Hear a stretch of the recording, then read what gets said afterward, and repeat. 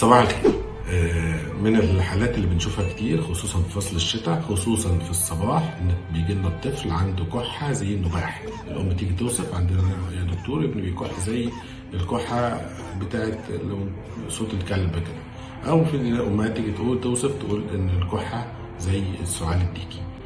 طبعا ده البراسي كاف او الكروب، التهاب الحنجره مع التهاب القصبات الهوائيه، ده بيسببه فيروسات زي البارا انفلونزا والادينو فيروس.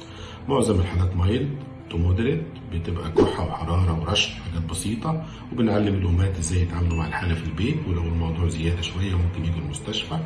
العلاج في الغالب جلسات بخار، ممكن ندي كورتيزون. في الحالات الشديده لازم حجز في المستشفى، هنتعامل معاها بالطريقه اللي على حسب الجريد بتاعها.